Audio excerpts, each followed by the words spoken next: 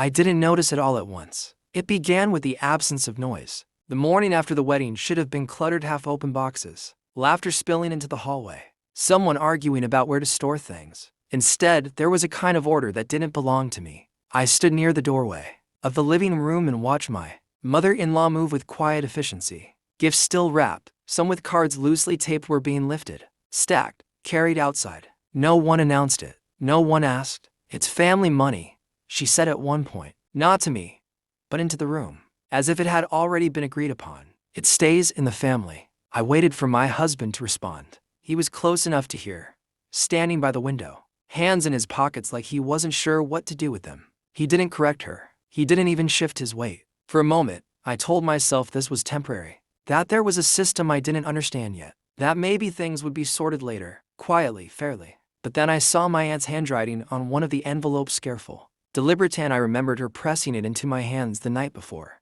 saying, "Start something of your own." That memory didn't fit into what was happening now. I looked around the room. My father-in-law avoided my eyes, busying himself with folding a piece of wrapping paper that didn't need folding.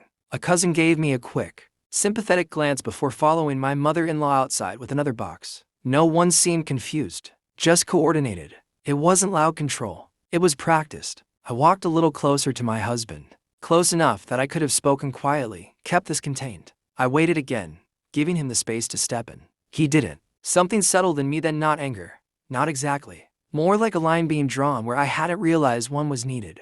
Another box was lifted. Another envelope disappeared into it. I heard myself before I fully planned it. "Then we should return them." It wasn't sharp. It didn't need to be. The room paused, not dramatically, just enough. My mother-in-law turned, one hand still resting on the edge of a box.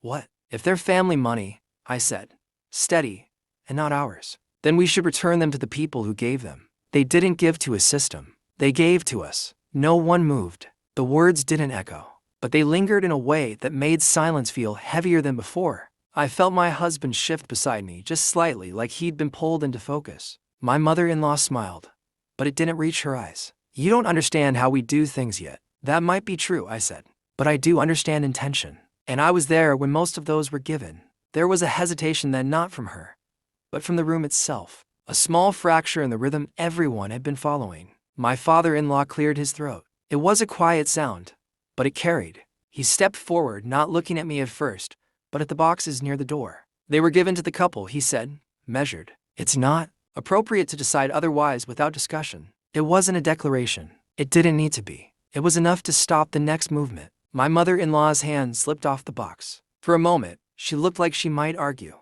but she didn't, not here. Not in front of everyone. "Fine," she said too quickly. "We'll sort it later." But the boxes didn't move again. No one rushed to undo what had already been done. No apologies surfaced. The air didn't clear. It just shifted into something more careful. My husband finally looked at me. There was something uncertain in his expression, something I couldn't quite name. Regret, maybe, or recognition. I didn't ask him anything. Not then. Instead, I walked over to the nearest box and picked up one of the envelopes. I didn't open it. I just held it for a second, feeling its weight, before placing it back on the table inside the house this time. No one stopped me. The rest of the morning moved differently, slower. Conversations were quieter, less certain of themselves. The easy coordination from before didn't return. Nothing was resolved. I could feel that clearly. There would be conversations later, maybe arguments, maybe attempts to smooth it over. But something had already changed. Not in them, not entirely. In me. There was a boundary now, spoken out loud in a room that had expected silence. It didn't fix anything immediately. It didn't make the situation clean, but it made it visible. And that, I understood, was something they couldn't easily move out of the house.